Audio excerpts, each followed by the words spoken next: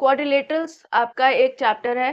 Quadrilateral से पहले समझना ज़रूरी है पॉलीगॉन किसे कहते हैं। अगर आपने पॉलीगॉन समझा तो आप क्वाड्रिलेटरल्स तक पहुंचेंगे और फिर आप डिफरेंट टाइप ऑफ क्वाड्रिलेटरल समझ पाएंगे। ठीक है, तो पॉलीगॉन समझते हैं पहले। पॉलीगॉन क्या? पॉलीगॉन की अगर आप डेफिनेशन देखेंगे तो पॉलीगॉन की डेफिनेशन है a closed figure made up of line segments. ठीक है, ये होता है पॉइंट, ये होता है आपका लाइन। लाइन के दोनों तरफ एरोज होते हैं जो ये बताते हैं कि लाइन को आप दोनों डायरेक्शन में इनफाइनाइटली एक्सटेंड कर सकते हो, दोनों तरफ से वो एक्सटेंड होगी, तो इसकी कोई फिक्स लेंथ नहीं होती, ये लाइन है। लाइन सेगमेंट क्या होता है? अगर हम इसका एक पार्ट कट कर लें और इसकी फिक्स्ड लेंथ कर दें तो इसको लाइन सेगमेंट कहते हैं। यानी सेगमेंट मतलब एक हिस्सा, एक पोर्शन, एक पार्ट।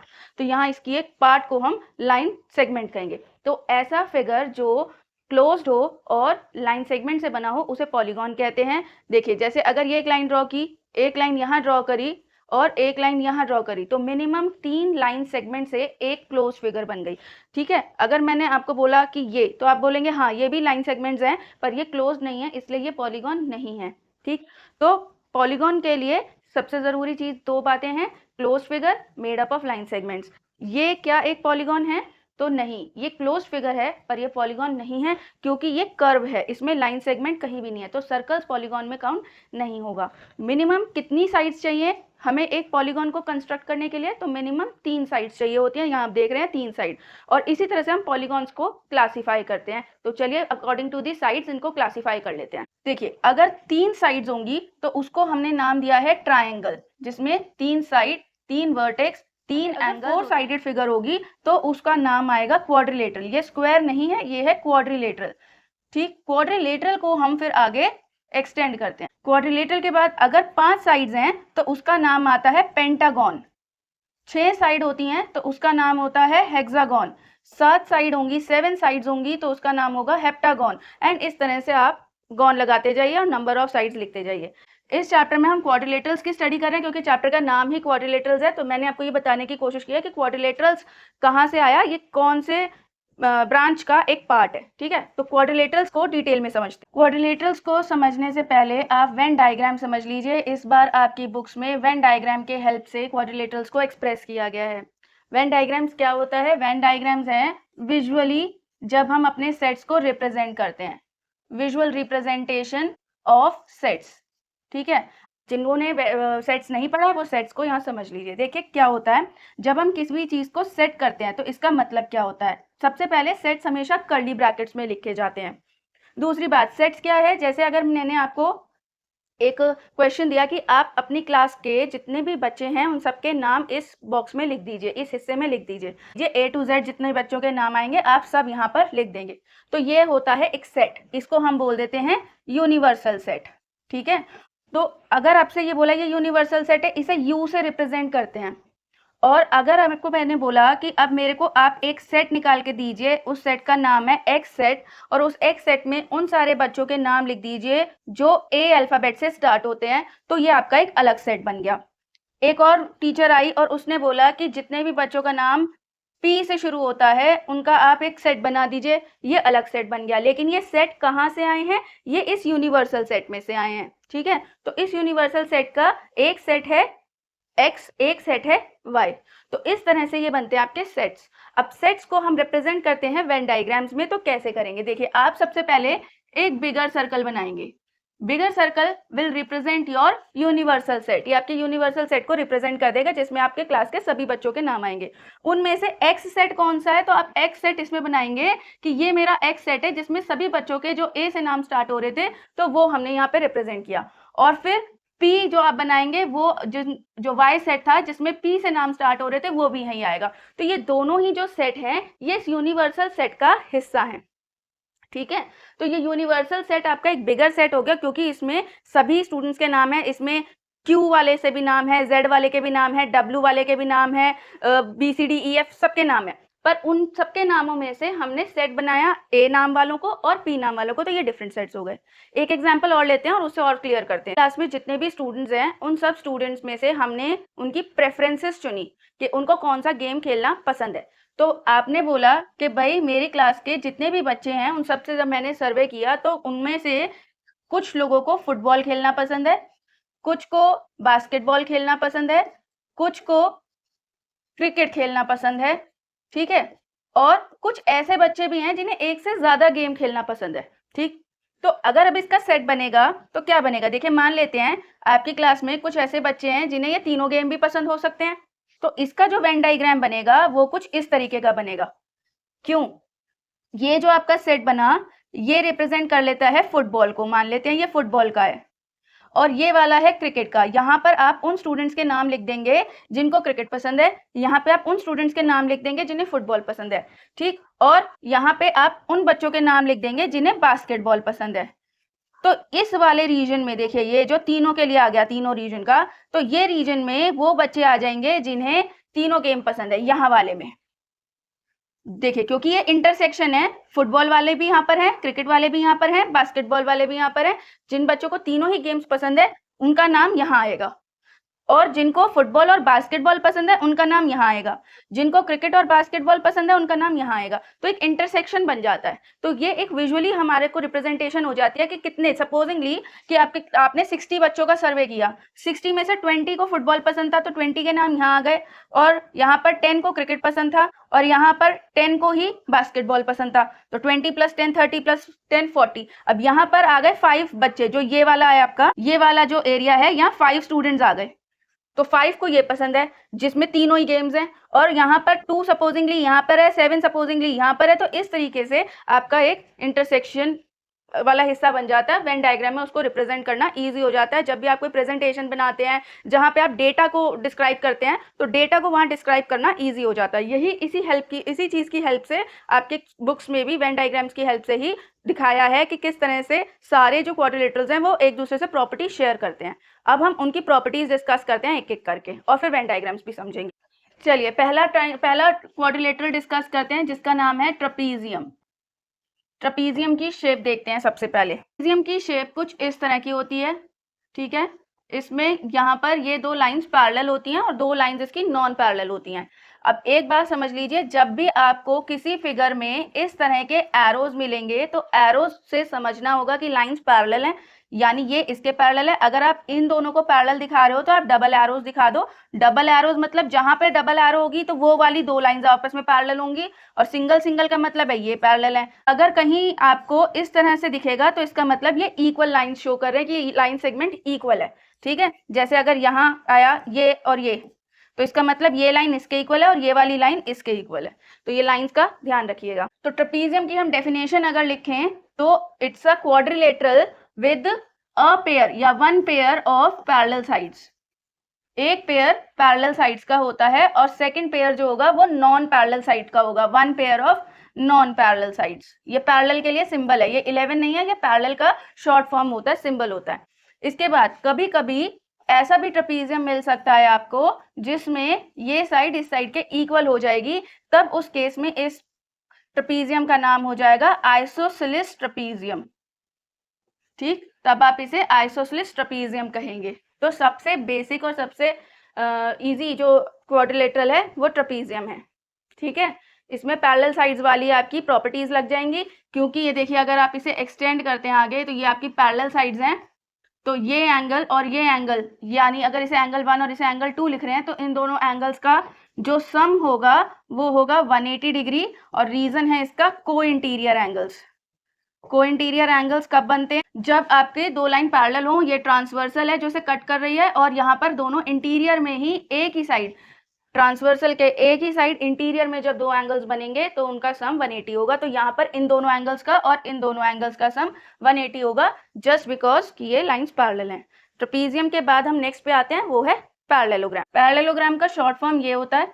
इसकी अगर हम डेफिनेशन या फिगर देखें तो इसकी फिगर कुछ इस प्रकार से बनती है। इसमें ये लाइंस पैरेलल भी होती हैं और इक्वल भी होती हैं, ये इसके इक्वल होगी और ये इसके इक्वल होगी। अगर इसका नाम रख दिया जाए ABCD तो सिंपल सी बात इसकी ये है, अगर इसकी प्रॉपर्टीज मेंशन करें तो प्रॉपर्टी नंबर 1 कहती है कि ऑपोजिट साइड्स आर पैरेलल, और इसी में ही आप एक और प्रॉपर्टी इंक्लूड कर सकते हैं एंड इक्वल।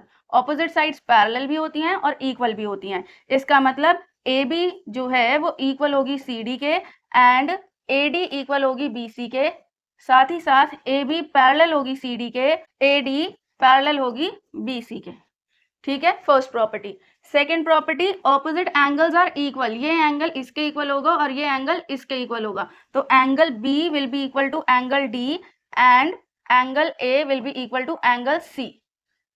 ठीक, ये हो गई property. Property number 3, property number 3 ये कहती है कि जो डायगनल्स होंगे वो बाइसेक्ट करेंगे, diagonals will bisect each other. यहां से अब आप एक शब्द और समझ लीजिए, बाइसेक्ट का मतलब क्या होता है। एक शब्द आता है इंटरसेक्ट और एक होता है बाइसेक्ट। इंटरसेक्ट और बाइसेक्ट में अंतर क्या है? इंटरसेक्ट करेगी, जैसे ये दो लाइंस है ये इंटरसेक्ट कर रही हैं, और बाइसेक्ट का मतलब है कि जब दो लाइंस इस तरह से कट कर रही हैं तो देखने में देखिए ये थोड़ी इक्वल लग रही है। जब ये इसको और इसको इक्वल पार्ट्स में, ये वाली लाइन ने इसे और इसे इक्वल पार्ट्स में डिवाइड किया और इसने इसको और इसको इक्वल लाइंस में डिवाइड किया, तो ये बाइसेक्ट हो गई। और यहाँ पर देखिए ये वाला पोर्शन इस पोर्शन के इक्वल नहीं है, ना ये पोर्शन इसके इक्वल है, तो ये इंटरसेक्ट हुई है, कहीं पे भी क्रॉस हो गई है, मीट हो गई है। तो इसके जो डायगनल्स हैं, डायगनल्स कौन से होते हैं? जो ऑपोजिट वर्टिसेस को ज्वाइन करते हैं। ऑपोजिट वर्टिसेस, वर्टिसेस मतलब ये कॉर्नर, सिंगुलर होता है तो वर्टेक्स और प्लूरल होता है तो वर्टिसेस। तो यहाँ पर जो इसको ज्वाइन करेंगे ये डायगनल और एक डायगनल हुआ ये दोनों डायगनल जहां इंटरसेक्ट कर रहे हैं उसको पॉइंट ओ रखते हैं, तो BO is equal to OD and OA is equal to OC। ठीक है, तो यहाँ पर है आपका AO is equal to OC and BO is equal to OD, ये बना। इसके बाद number 4, angle A plus angle B करेंगे आप तो आंसर आएगा 180, यानी ये और ये, इसे बोल देते हैं sum of adjacent angles. Adjacent angles कौन से होते हैं? देखिए, जो एक लाइन है ये आपकी, तो ये और ये एक ही लाइन पे जब दो एंगल्स बन रहे होंगे तब, तो ऐसे ये भी बन रहा है एंगल D और एंगल A, एंगल B और एंगल C, और एंगल C और एंगल D, इनका अगर आप प्लस करेंगे एडजेसेंट एंगल्स को तो टोटल 180 आएगा। रीजन वही है, देखिए अगर आप ये दोनों लाइंस को देखें पैरेलल है और ये बन गई ट्रांसवर्सल, तो इसको और इसको ऐड करोगे तो 180 आएगा। अभी मैंने बताया था आपको पिछले वाले पार्ट में, को इंटीरियर एंगल्स बन जाएंगे, क्योंकि ये पैरेलल है, ये दोनों लाइन पैरेलल है और ये ट्रांसवर्सल है, तो ट्रांसवर्सल के एक ही तरफ दोनों एंगल्स अंदर की तरफ आ रहे हैं और एक ही तरफ है पैरेलल्स के, तो ऐड करके 180 आ जाएगा। ठीक है, तो ये हो गई पैरेललोग्राम की प्रॉपर्टीज। अब यहाँ पर आप नोट करते चलिएगा कि कौन कौन सी properties trapezium, parallelogram, rectangle, rhombus की एक जैसी आ रही हैं, उसी से आप वेन डायग्राम बना पाएंगे। नंबर 3 पे है रोम्बस। रोम्बस की देखिए क्या प्रॉपर्टीज है, इसका पहले पिक्चर देखते हैं कैसा बनता है। देखिए प्रॉपर्टी नंबर 1, आप कह सकते हैं कि रोम्बस और स्क्वायर लगभग मिलते जुलते हैं, एक दूसरे से रिजेंबल करते हैं, but they are not exactly same, ये बिल्कुल सेम नहीं होते हैं। क्यों सेम नहीं होते, क्या प्रॉपर्टी में डिफरेंस है उसको डिस्कस करते हैं। देखिए क्या होगा, नंबर 1 प्रॉपर्टी इज कि इसकी ऑल साइड्स इक्वल हैं। ठीक, सारी साइड्स इसकी बराबर होती हैं, बराबर लेंथ की होती हैं, and opposite sides are parallel. Opposite sides are parallel, यानी ये वाली लाइन इसके पैरेलल होगी और ये वाली लाइन सेगमेंट इस वाली लाइन सेगमेंट के पैरेलल होगी। इसमें सेकंड बात, ऑपोजिट एंगल्स आर इक्वल। याद आ रहा है कुछ, पैरेललोग्राम में भी यही पढ़ा था, बस पैरेललोग्राम में ऑपोजिट साइड्स इक्वल थी, सारी साइड्स इक्वल नहीं थी, ऑपोजिट साइड्स इक्वल थी। यहाँ पर सारी साइड्स इक्वल हैं। बाकी प्रॉपर्टी नंबर 2 देखिए, ऑपोजिट साइड्स आर पैरेलल, वो सेम है, ऑपोजिट एंगल्स आर इक्वल, वो भी सेम है। थर्ड प्रॉपर्टी हमने वहां पे पढ़ी थी कि डायगोनल्स बाइसेक्ट ईच अदर, ये डायगोनल्स का शॉर्ट फॉर्म लिख दिया है, डायगोनल्स बाइसेक्ट ईच अदर। वहां पे भी यही हो रहा था पैरेललोग्राम में कि डायगोनल्स एक दूसरे को बाइसेक्ट कर रहे थे, यहाँ पे भी करेंगे। अगर इसका नाम हम ABCD रख दें तो ये O आ गया और ये बाइसेक्ट कर रहा है, लेकिन एक इसमें प्रॉपर्टी डिफरेंट हो जाती है, जो चीज इसे पैरेललोग्राम से अलग बनाती है कि यहाँ पे जो डायगोनल्स हैं वो बाइसेक्ट करते हैं एट 90 डिग्री। ठीक है, 90 डिग्री के एंगल पे ये एक दूसरे को डिवाइड करेंगे इक्वली। अब यही प्रॉपर्टी बस पैरेललोग्राम में नहीं थी और एक ये नहीं थी। ठीक है, उसके बाद इसका भी वही केस है, एडजेसेंट एंगल्स इसके टोटल करेंगे तो वो भी 180 आएगा। अब यहाँ थोड़ा सा हम वेन डायग्राम को समझते हैं। देखिए वेन डायग्राम बनाए, ये एक वेन डायग्राम बनाया, इसमें मैंने दुनिया के जितने पैरेललोग्राम्स हैं वो सारे रख दिए। पैरेललोग्राम्स में से अब मैंने कुछ पैरेललोग्राम्स में क्या करा, दो चीजें चेंज की। एक तो उसके ऑपोजिट साइड्स को इक्वल करने की जगह मैंने सारे साइड्स को इक्वल कर दिया, बाकी सारी प्रॉपर्टी सेम थी, सिर्फ उसके एडजेसेंट साइड्स को भी इक्वल कर दिया। ये था कुछ पैरेललोग्राम, है ना। ये साइड इस साइड की इक्वल थी, ये साइड इस साइड की इक्वल थी। अब मैंने क्या किया, मैंने इसको थोड़ा सा श्रिंक करके, शिफ्ट करके इस तरह से बना दिया और इसकी ये साइड्स भी इक्वल कर दी। बाकी सारी प्रॉपर्टी सेम थी, ऑपोजिट एंगल्स इक्वल थे, एडजेसेंट एंगल्स का सम 180 डिग्री था और इसमें डायगोनल्स बाइसेक्ट करते थे, सारा काम रोम्बस का है। अब जैसे इसको ये शिफ्ट किया तो इसके जो ये डायगोनल्स हैं वो भी 90 डिग्री पे बाइसेक्ट करने लग गए, तो बन गया रोम्बस। तो कुछ ऐसे पैरेललोग्राम्स हो सकते हैं जो रोम्बस बन जाएं। तो पैरेललोग्राम जो मेरा एक यूनिवर्सल सेट था उसमें से कुछ पैरेललोग्राम ऐसे भी होंगे जो रोम्बस की तरह बिहेव कर सकते हैं। और उसके ऊपर जो ये ट्रेपीजियम था, ट्रेपीजियम की अभी हमने डिस्कस करी प्रॉपर्टीज कि ट्रेपीजियम में एक पेयर ऑफ साइड पैरेलल होता है, ये पेयर ऑफ साइड पैरेलल था। ये वाली लाइन को खींच के ऐसे कर दिया मैंने, इसको भी इसके पैरेलल कर दिया, ठीक है। तो क्या बन जाएगा, वो एक पैरेललोग्राम बन जाएगा, क्योंकि फिर सारी प्रॉपर्टीज वो पैरेललोग्राम की शो करने लगेगा। तो बिगर जो वेन डायग्राम है वो है ट्रेपीजियम।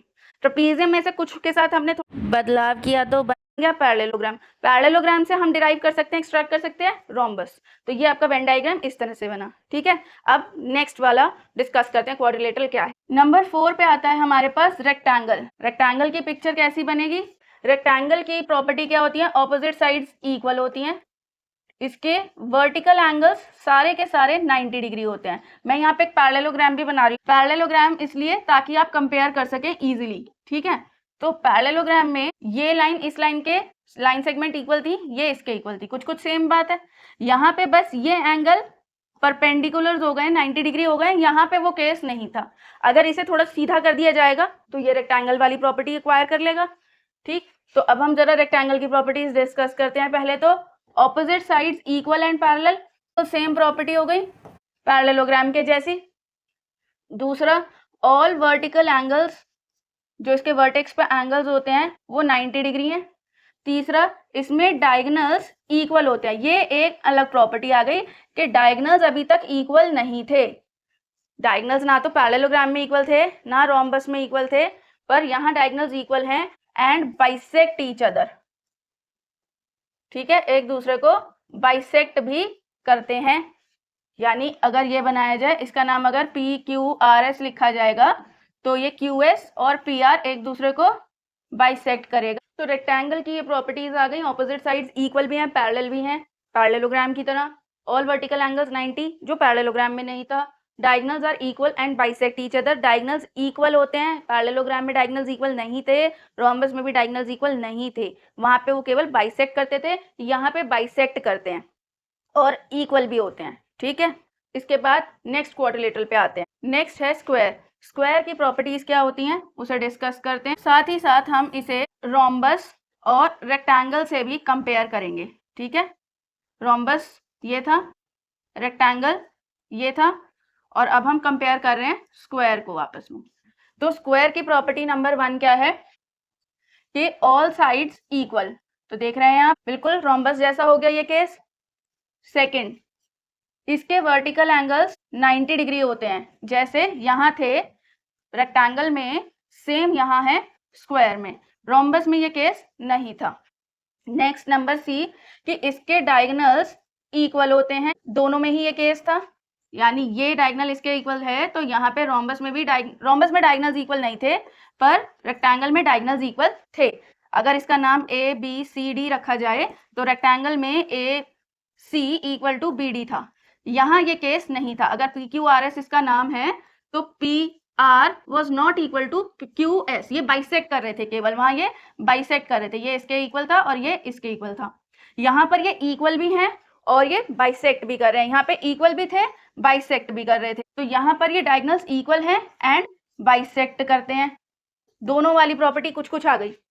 एक और बात, एट 90 डिग्री स्क्वायर में ये 90 डिग्री पे बाइसेक्ट करते हैं, तो जैसे रोम्बस में था, ठीक। एक बार क्विक रिवीजन करते हैं। ऑल साइड्स इक्वल स्क्वायर में, रोम्बस में भी इक्वल, रेक्टेंगल में ऑपोजिट साइड्स इक्वल थी। यहाँ पर सारे वर्टिकल एंगल्स 90 थे, रेक्टेंगल में भी 90 थे, ये प्रॉपर्टी इसकी और इसकी सेम हुई, इसमें नहीं थी। डायगोनल्स इसमें इक्वल थे, डायगोनल्स रेक्टेंगल में भी इक्वल थे, पर रोम्बस में इक्वल नहीं थे। डायगोनल्स बाइसेक्ट करते हैं, डायगोनल्स बाइसेक्ट करते हैं, डायगोनल्स बाइसेक्ट करते हैं।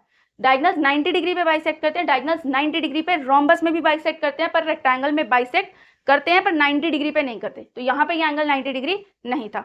देख रहे हैं सिमिलैरिटीज एंड डिफरेंसेस।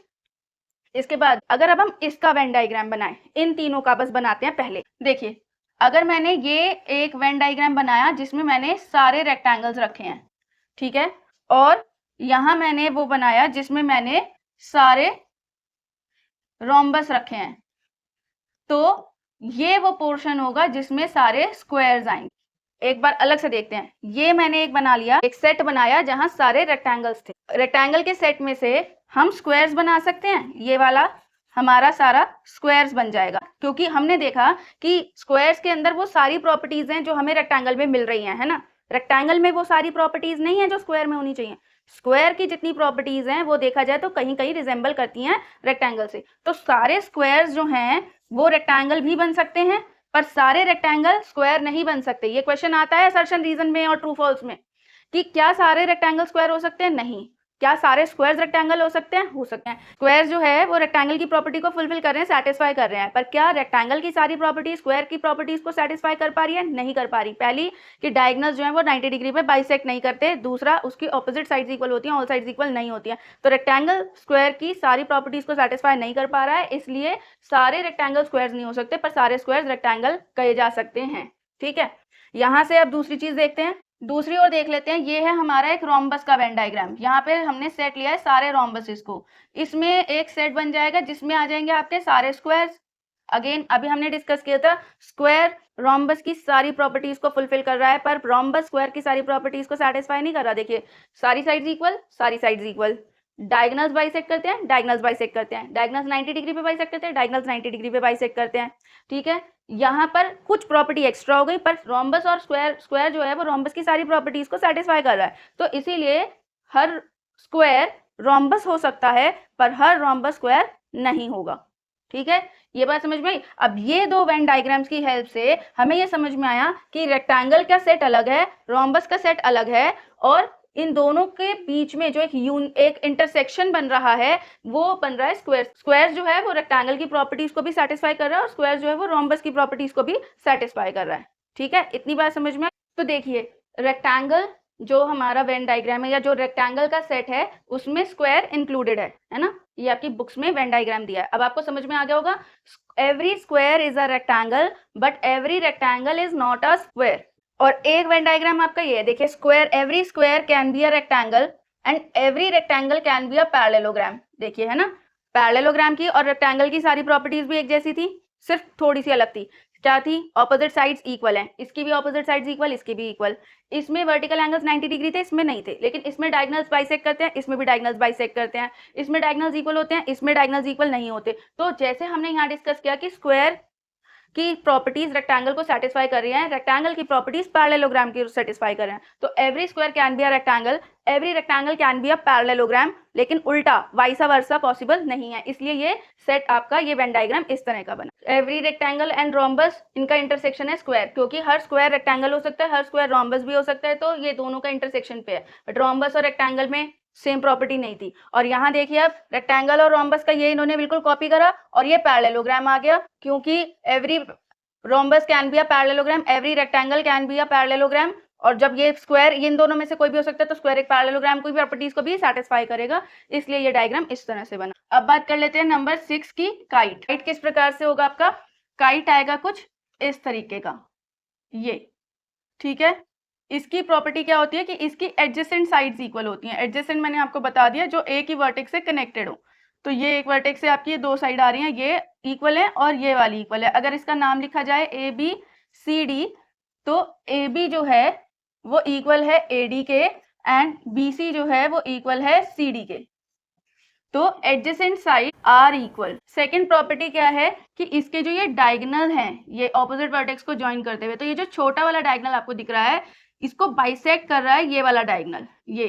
ठीक, तो ये वाला पोर्शन इस पोर्शन के बराबर है। अगर इसका नाम ओ रखा जाएगा तो BO is equal to OD। ठीक है जी, क्यों? तो रीजन, ये प्रॉपर्टी नंबर 1 थी, ये प्रॉपर्टी नंबर 2 है कि डायगोनल, इसमें हम यहाँ नाम AC लिख रहे हैं, AC बाइसेक्ट्स डायगोनल BD। और एक इसकी प्रॉपर्टी C आती है, वो ये है कि ये जो एंगल होगा और ये एंगल बाइसेक्ट करेगा हमारा ये वाला डायगोनल। ठीक है, तो AC विल बाइसेक्ट मतलब डिवाइड्स इनटू इक्वल पार्ट में डिवाइड करेगा angle BCD and angle BAD। ठीक है, क्यों करेगा? तो यहाँ पे आप देख रहे हैं एक आपका ट्रायंगल कुछ इस तरह से बन रहा है ABC, और एक ट्रायंगल आपका कुछ इस तरह से बन रहा है ADC। आप देख रहे हैं इन पे ये साइड्स के निशान बने हैं, इधर से ये। अगर हम इसको देखें तो हम इसे कॉन्ग्रुएंट कर सकते हैं दो ट्रायंगल्स को। ये साइड इसके इक्वल है, ये साइड इसके इक्वल है, और ये AC दोनों तरफ कॉमन है। तो SSS क्राइटेरिया से आपके ट्रायंगल्स कॉन्ग्रुएंट हो गए, और जब ट्रायंगल्स कॉन्ग्रुएंट होते हैं तो एंगल्स बचे हुए इक्वल हो जाते हैं CPCT से। तो ये दोनों बाइसेक्ट हो गए, मतलब ये इक्वल हो गए तो ये बाइसेक्टेड हुए। ठीक, तो ये हमने प्रूव भी कर लिया बाय कॉन्ग्रुएंसी कि ये AC जो वाला डायगोनल होगा ये बाइसेक्ट करेगा इन वर्टिकल एंगल्स को भी और इस डायगोनल को भी। ये काइट की प्रॉपर्टी है। और एक वेन डायग्राम आपकी बुक की समरीज में ये भी दिया हुआ है। ये वेन डायग्राम क्या कहता है? देखिए, ट्रेपीजियम सबसे बाहर है एक सेट वेन डायग्राम। ट्रेपीजियम के अंदर आ गया पैरेललोग्राम, क्योंकि every parallelogram can be a trapezium. फिर पैरेललोग्राम के अंदर आ गया रेक्टेंगल, रेक्टेंगल के अंदर आ गया स्क्वायर, और यहाँ पर ही इन्होंने बना दिया। देखिए, ये ग्रीन पोर्शन जो दिख रहा है आपको, ये है रोम्बस के लिए, और यहाँ पर ये जो शेडेड पार्ट है ये है स्क्वायर के लिए, क्योंकि square can be a rectangle, square can be a rhombus, और ये इसके वजह से आ गया। यहाँ पर आपको ये मिल गया काइट। काइट जो है देखिए वो रोम्बस और स्क्वायर के इंटरसेक्शन पे आ रहा है, यानी इसको इंटरसेक्ट कर रहा है स्क्वायर और रोम्बस, और काइट आपका इसमें अलग हो गया। Kite can not be a parallelogram, kite parallelogram नहीं हो सकता, क्योंकि काइट में कोई भी साइड पैरेलल नहीं होती है। एक प्रॉपर्टी और है जो आपके चैप्टर में दी हुई है, उसे भी देख लीजिए, समझ लीजिए। वो प्रॉपर्टी है एंगल सम प्रॉपर्टी। इसका मतलब ये होता है sum of all interior angles of a quadrilateral is 360 degree. Angles का जो सम है वो 360 डिग्री होगा। कोई भी क्वाड्रिलेटरल बनाया है, whether it is trapezium, rhombus, parallelogram, anything, तो इसके ये एंगल्स जो चारों का आप टोटल करेंगे, अगर नाम इनका ABCD रखा है तो angle A plus angle B plus angle C plus angle D, इनका टोटल होगा 360 डिग्री। तो ये इंट्रोडक्शन था क्वाड्रिलेटरल्स का। अब इस चैप्टर में जो वेन डायग्राम्स दिए हुए हैं, और आपके एक्सरसाइज में वेन डायग्राम के रिगार्डिंग भी एक क्वेश्चन दिया हुआ है, होपफुली वो आप कर पाओगे। अगर फिर भी नहीं होता है तो कमेंट सेक्शन में लिख के बताइएगा, उस पर भी वीडियो बनाएंगे ताकि आपकी सारी प्रॉब्लम सॉल्व हो सके। इसको अच्छे से रिवाइज कर लीजिए, थरली समझ लीजिए, क्योंकि जब तक आप प्रॉपर्टीज मेमोराइज नहीं करोगे, याद नहीं रखोगे, उन्हें लिंक नहीं करोगे, तब तक ये चैप्टर आपसे नहीं होगा और मुश्किल आएगी इसे करने में। इसलिए सबसे पहले प्रॉपर्टीज को याद कीजिए, वेन डायग्राम्स को ठीक से समझिए, और फिर आप इसके क्वेश्चंस कर पाओगे, इसकी प्रॉपर्टीज समझ पाओगे। होपफुली ये वीडियो आपको अच्छा लगा होगा, कॉन्सेप्ट समझ में आया होगा। अगर अच्छा लगा है तो वीडियो को एक लाइक देना मत भूलिए, अपने फ्रेंड्स के साथ शेयर कीजिए, और अगर अभी तक आपने चैनल को सब्सक्राइब नहीं किया है तो सब्सक्राइब कर दीजिए ज़रूर से। तब तक टेक केयर, गुड बाय।